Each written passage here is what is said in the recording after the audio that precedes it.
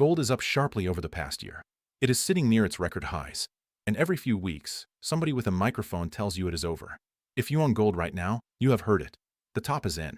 The rally is exhausted. Take your profit before it all comes back down.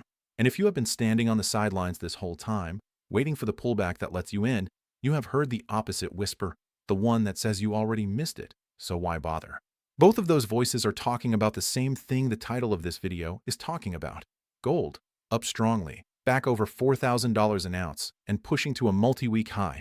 And the flat, stubborn claim that the bull market never actually left. I want to test that claim with you. Not cheer it. Test it. Here is what you are going to walk away with. By the end of this, you will be able to look at a chart and tell the difference between a bull market that is simply resting and a bull market that is genuinely dying. And I am going to warn you right now, so you do not feel cheated later, that those two things look absolutely identical while you are living through them. Identical. The person who sells at the bottom and the person who buys the bargain of a lifetime are staring at the exact same screen, feeling the exact same fear. What separates them is not information. It is something else, and I will show you what. And there is one thing, one single difference between right now and the last time gold did exactly this. That decides whether the words "the bull market never left" are a fact or a fairy tale. It is not a price.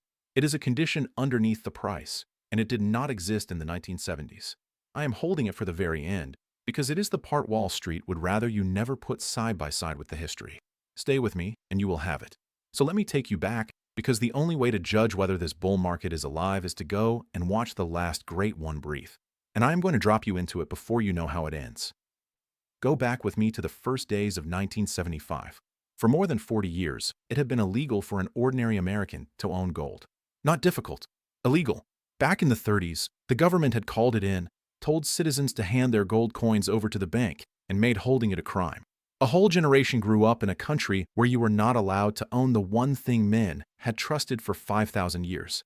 And then, at the stroke of midnight going into that new year, that changed. It became legal again for you to walk into a shop and buy gold and take it home. Now picture one man on that morning. Call him Ray, a foreman at a tool and die shop, the kind of man a lot of you either were or work next to. Ray remembered being a boy and watching his own father carry a small cloth bag of gold coins down to the bank because a law said he had to, and hand it over the counter and come home with paper. Ray never forgot his father's face doing that. So the day it became legal again, Ray did not hesitate. He had been watching the dollar since the president cut it loose from gold a few years earlier. He had watched prices at the grocery store climb in a way that scared him, and he took a real chunk of his savings, money he had bled for over a hot shop floor, and he bought gold at last. He felt, driving home with it, like he had finally taken something back that his family had been forced to give up. He felt smart. He felt safe. And then gold fell by almost half. I need you to sit inside that with Ray, because the chart today makes it look like a clean line going up, and that is a lie about how it was lived. Over the next year and a half or so, gold did not reward Ray for his conviction. It slid, and then it broke, dropping from where he bought it down to nearly half that price. Everything he had put in, cut close to the bone. And the whole time, the very inflation he had bought gold to escape kept right on burning. That was the part that made him feel insane. He had been right about the disease, and he was being punished anyway. The newspapers ran the obituary. Gold was a fad, they said, a paranoid rock for people who did not understand the modern economy. And now the fever had broken. The smart money had moved on. Ray's brother-in-law, who had money in the stock market, was kind about it, which was worse than if he had been cruel. And Ray sat at his table with a statement in his hand that told him, in cold arithmetic, that he was a fool who had gambled his family's security on a superstition. Hold him right there, with that statement in his hand. We are going to come back to Ray, and the thing I promised you at the end is really his thing. Because here is what Ray could not know, sitting in that valley. He was not at the end of the story. He was in the middle of it. That drop of nearly half was not the bull market dying. It was the bull market resting, catching its breath, shaking off everybody who could be shaken off. And in the years that followed, gold did not just recover. It went on a run that people still talk about with their voices lowered. It climbed from $35 an ounce, where it had been fixed for a generation, all the way to over $800 an ounce by the end of that decade. More than 20 times over. The single greatest move most living Americans have ever seen in a hard asset. And smack in the middle of it, right where Ray was sitting, it had coughed up a drop of nearly half that convinced almost everyone the whole thing was finished. That is the fact I need you to carry through the rest of this video. The bull market that turned $35 into 800 was not a straight line. It was a staircase with one collapsing landing in the middle of it. And the drop in the middle was not a signal that the bull had left. The drop was the bull. That is what a real bull market in gold looks like from the inside. It looks, at least once, exactly like the end of the world. So now come back to today and hold the two pictures up next to each other. Gold, over this past stretch, has run up strongly. It is near its record highs. It reclaimed the $4,000 line it kept defending and pushed on to a multi-week high above it. That is not the behavior of a market that is dying. But look at gold's smaller, more nervous cousin. Silver just put on a display that would have felt awfully familiar to Ray. It got knocked down hard in a fast, ugly shakeout, driven into the mid-50s, its lowest in the better part of a year. And a lot of people who owned it felt exactly what Ray felt, that cold certainty that they had been played. And then silver clawed its way right back above 60, recovering much of that drop in a matter of days, and led gold higher on the way back up. The shakeout and the recovery, the whole 70s lesson, compressed into a few weeks and played out right in front of you. Now, here is where I stop and talk to you directly, because this is exactly the moment that matters, and it is exactly the moment the financial channels go quiet on you. When gold is near its highs, and somebody is telling you the top is in, and you own a real amount of it, or you are about to, you are standing where Ray stood. And the question underneath is not really about the price. It is about what you actually own. And this is especially true if you are sitting on $100,000 or more in a retirement account, a 401k, an IRA, the thing you spent a working life filling up. Because the difference between owning gold you can hold and owning a paper claim that somebody else controls turns out to be the entire ballgame in exactly these moments. That is why I put together a free retirement protection guide. It lays out in plain English how some retirees are moving a portion of their savings into physical gold and silver without triggering taxes or penalties, held inside the tax-advantaged account they already have, real metal they own, instead of a number on a screen that can be frozen or rewritten. If you are watching this on your TV, just scan the QR code on your screen. If you are on your phone or your computer, go to jeffreedguide.com. And if you go through it and want to talk it over, there is a free, no-obligation, one-on-one session for folks with $100,000 or more in any retirement account. No pressure, nothing to buy, just straight answers. All right, back to the history, because the rhyme is not finished, and neither is the warning. So the pattern rhymes. Gold ran, gold rested, people called the rest a death. But here is the part that actually changes things, and almost nobody has the patience to get to it. So let me shift gears and be blunt with you. A rhyme is not a copy. If I stood here and told you that because gold went to 800 after its shakeout in the 70s, it will now do the same thing on some schedule, I would be lying to you, and I would be doing the exact thing I opened this video promising not to do. The 70s are not a guarantee sitting in a drawer waiting to repeat.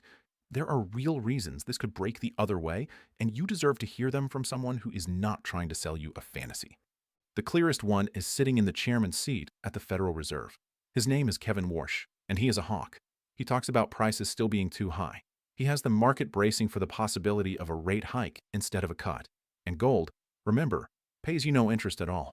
When the people who set the price of money threaten to make cash and bonds pay more, the one thing gold cannot compete with is a real, positive return on something safe. That is not a small footnote. That is the single force that broke gold at the end of that great 70s run. A man named Paul Volcker took interest rates up into the high teens, made bonds pay a fat real return at last, and gold did not just pause. It went to sleep for the better part of 20 years. So when I tell you the bull market never left, I am not telling you nothing can end it. Something ended the last one. A central banker with the nerve to make money expensive is the one true enemy gold has. And there is a version of Kevin Warsh who tries to be exactly that. That is the honest bear case, and anyone who hides it from you is not on your side. So which is it? Is this a resting bull, like 1976? Or is it the top before a 20-year winter, like 1980? And here, finally, is the one difference I promised you at the very beginning. The single thing that is true now that was not true then. The debt. In the 1970s, when Volcker wanted to break inflation, America could afford to let him. The national debt was small enough that taking interest rates into the high teens, while brutal, was survivable for the government itself. That is not the world you live in now. The national debt is closing in on $40 trillion and climbing every single day. and a mountain like that has to be refinanced constantly at whatever interest rate exists when the bill comes due. Which means that every point Kevin Warsh raises rates to fight inflation lands as a crushing new cost on the government that employs him. Volcker had room to be Volcker. The arithmetic today may simply not allow a repeat. A hawk who wants to be Volcker may be forced, by the sheer size of the debt above his head, to be something much softer, closer to the chairman who blinked. And there is a second thing that was not there in the 70s, quieter but just as heavy. The central banks of the world, the same institutions that print the paper, have been buying gold hand over fist at a record pace, year after year, quietly voting against their own currencies with real metal. They are not doing that because they think gold is finished. They are doing it because they can read the same debt figures you just heard. That is the difference. That is the thing Wall Street will discuss the surface of and never let you sit with. Because when you sit with it, the phrase the bull market never left stops sounding like a slogan and starts sounding like a description of the ground underneath everything. The trend is the debt and the debasement, the slow bleeding of what your dollar is worth, and that trend has not reversed. It has gotten worse. The Fed is the weather on top of it. Rates can soak gold for a season, even a long one. But the weather is not the climate, and the climate has been warming for 50 years. Now, I have to be honest with you about the ceiling, because there is a whole industry built on numbers, and you should know where they come from. There are serious voices, people who do this for a living, who look at that debt and that debasement and make the case for gold going far higher from here. Some of the boldest at the big banks sketching scenarios up into the several thousands an ounce if the currency keeps eroding. And out at the very far edge, there are people calling for gold at $10,000, $20,000, even $50,000 an ounce. I am not going to insult you by pretending those extreme numbers come from the same solid place as the rest. They come from imagining a complete monetary reset, a dollar rebuilt from scratch on the gold sitting in vaults. And that is a story about the end of the whole system, not about next year.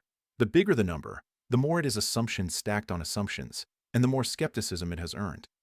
I lay them out so you understand the full spectrum of the argument, not because anyone alive can hand you that number or a date it arrives. Which brings me back to Ray, and to the thing that matters more than any target on any thumbnail. Here is the truth, and I want it to land because I cannot say it often enough. I cannot promise you a price, and I cannot promise you a date. And the moment anyone does either one, you should close their video and never go back. Gold could pull back hard from here. It could give back a good piece of this run and make everybody who bought near the top feel like Ray felt at his kitchen table. It could go sideways for years while a hawkish Fed keeps money expensive, and eventually can take a lot longer than your patience wants it to. Being right and being early feel exactly the same while you are holding, and only one of them ever pays you. That is not the fine print. That is the whole thing. Because that was Ray's real lesson, and it was never about the price at all. Remember, in the middle of the greatest gold bull market in living memory, gold fell by almost half. And it fell not because Ray was wrong, but while he was right, during the very inflation he had bet on. The people who folded in that valley, who could not take the newspapers and the brother-in-law and the silence at the dinner table, they sold near the bottom, and they missed everything that came after. The people who were there at the end to see $800 were not smarter than the ones who sold. They were not better at reading charts. They had simply set themselves up so that they could survive the middle.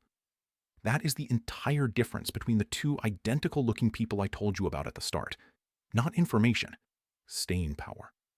So here is what to actually do with all of this. And it is not advice. It is just how a calm person thinks about their own position when the bull is resting and everyone is calling it dead. First, own the metal, not the promise.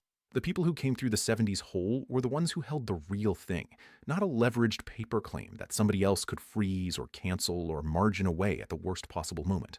Second, size it so a fall like Ray's cannot force your hand. If a drop of nearly half would push you to sell at the bottom to cover a bill, then your position is too big, no matter how sure you are, because being forced to sell in the valley is exactly how right people still lose everything. And third, do not sell into the shakeout. The shakeout is the machine that moves metal from the people who feel to the people who own, every time. Do not be the fuel that runs it.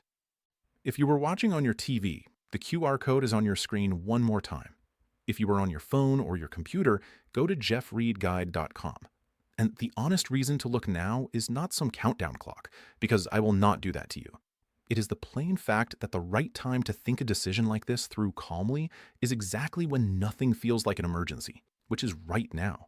Not the morning everyone is panicking and the phones at the coin shops are ringing off the hook. For those of you who stayed with me all the way to the end, here is something just for you. If you have $100,000 or more in any retirement account and you mention that you watched this whole video, you can claim a free one-on-one, no obligation educational web conference, a real conversation about what you actually own versus what you only think you own.